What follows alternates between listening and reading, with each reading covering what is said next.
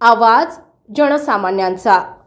राज्य राखीव पोलीस बल गट क्रमांक 5 येथे 2 जानेवारी पोलीस स्थापना दिनाचे औचित्य साधत दिनांक 5 जानेवारी रोजी बलगट क्रमांक 5 मंगलमूर्ती कार्यालय गट 5 दौंड येथे 200 जवानांनी रक्तदान करून सामाजिक बांधिलकी जपली।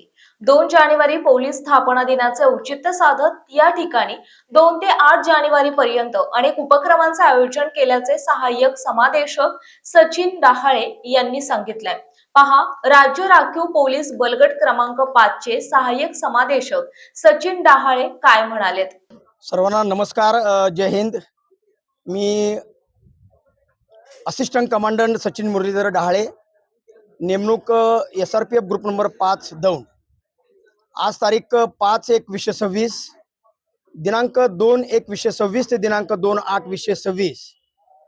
2 जानेवारी हा दिवस महाराष्ट्र स्थापनेचा वर्धापन दिन सोहळा म्हणून संपूर्ण महाराष्ट्रामध्ये महाराष्ट्र पोलीस साजरा करीत आहेत। त्या अनुषंगानं मान्य पोलीस महासंचालक महाराष्ट्र राज्य मुंबई, त्यानंतर मान्य अप्पर पोलीस महासंचालक राज्य राखीव पोलीस बल महाराष्ट्र राज्य मुंबई, पोलीस उपमहानिरीक्षक राज्य राखीव पोलीस बल परिक्षेत्र पुणे, तसेच समादेशक राज्य राखीव पोलीस बल गट क्रमांक 5 दौंड यांच्या मार्गदर्शनाखाली राज्य राखीव पोलीस बल गट क्रमांक 5 दौंड या ठिकाणी भव्य असे रक्तदान शिबिर या ठिकाणी आयोजित केलेले आहे।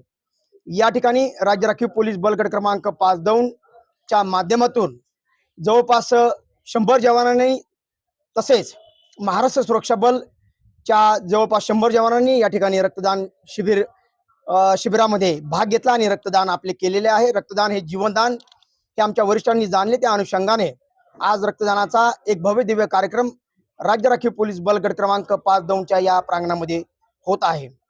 मान्य पोलीस महासंचालक यांच्या आदेशानुसार दिनांक 2 जानेवारी ते दिनांक 8 जानेवारी यामध्ये विविध प्रकारचे प्रोग्राम्स आम्ही सर्वजण घेत आहोत। त्या अनुषंगाने 2 जानेवारी रोजी रेजिन डे परेड, त्यानंतर विविध प्रोग्राम्स म्हणजे गावामध्ये बँड डिस्प्ले, राज्य राखीव पोलीस दलाविषयी, महाराष्ट्र पोलीस दलाविषयी जनजागृती, विविध शाळांमध्ये शस्त्र प्रदर्शन, कॅम्पसमध्ये शस्त्र प्रदर्शन, कॅम्पस पाहणी, इतर माहिती, ट्रॅफिक नियंत्रण कंट्रोल, ट्रॅफिक नियमांची माहिती, अशा प्रकारची विविध प्रोग्राम्स आम्हाला देण्यात आले होते। त्या अनुषंगाने एक प्रोग्राम आम्ही या अनुषंगाने घेत आहोत।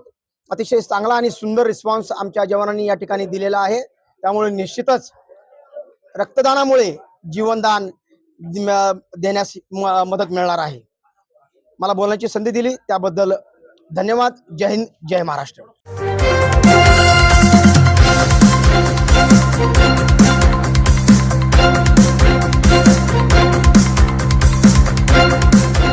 G9 मराठी, आवाज जनसामान्यांचा।